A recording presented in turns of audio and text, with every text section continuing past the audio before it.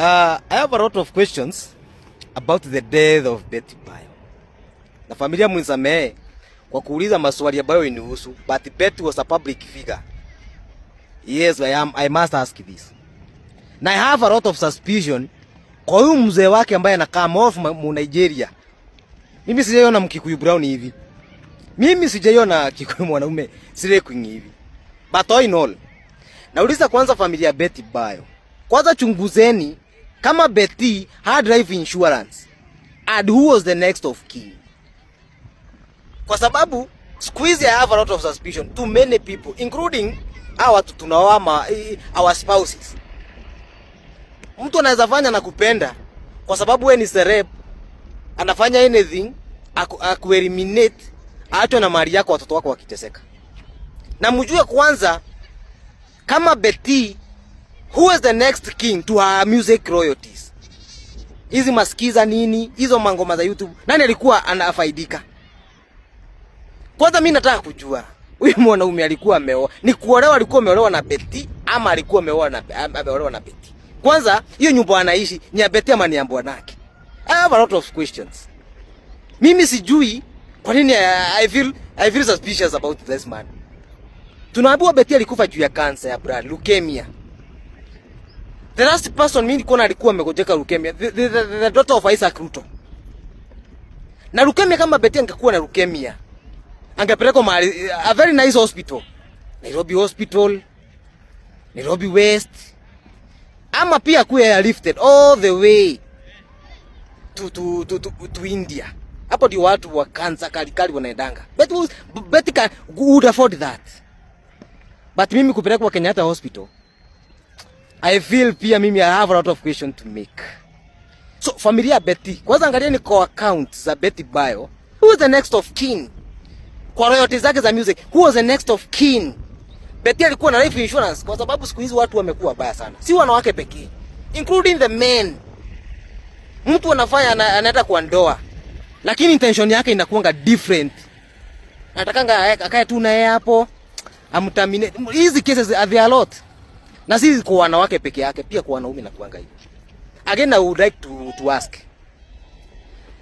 In Kikuyu customary ama in Kikuyu sheria inasema hivi.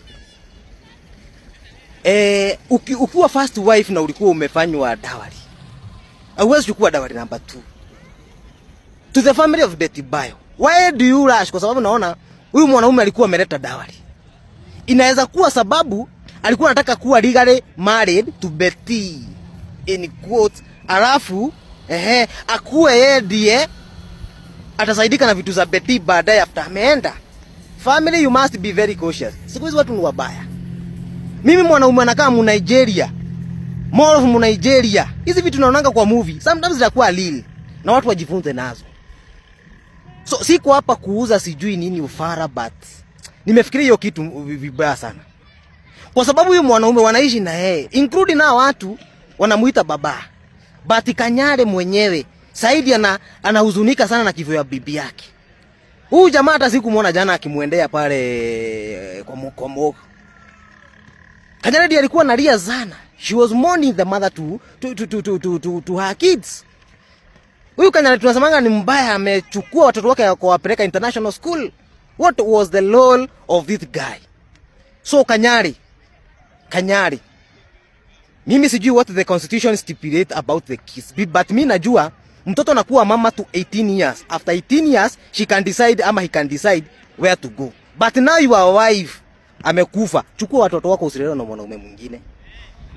Take your kids. Betty alikuwa ameolewa na huyu Mnigeria. Ama huyu ama this guy, the brown guy. Si watoto wako walikuwa wameolewa. Hao ni watoto wako biologically. Make sure you take your kids. Na familia mkae chini. Na watoto wa Betty's royalties, bank account. Kama alikuwa na life insurance, isaidia watoto, si mwanaume. My good friends, I have a lot of suspicion. Na my gut is very clear. This guy, mimi namuonea mbali sana. Na nyinyi familia ya Betty Bayo, kuletoa rorashio mnachukua tu for that note. My good friend, ndani mfanya tu research. Mlitoa rorashio haraka sana. Na mkachukua tu. This guy is legally married. Akitaka kuclaim kitu ya Betty, ako na hizo hata evidence. Hata ziko kwa social media. Why do that? Najua mko mnajua but hii kuwe funzo kwa wazazi wetu pia. Is this something is very disturbing. Chemotherapy. Hakuna mtu anakufa na cancer within 3 days. Betty was even posting. Alikuwa na post. Juzi tu alikuwa amepost. She was healthy. Alifanya video pale TikTok tumeiona. Alafu nasikia chemotherapy.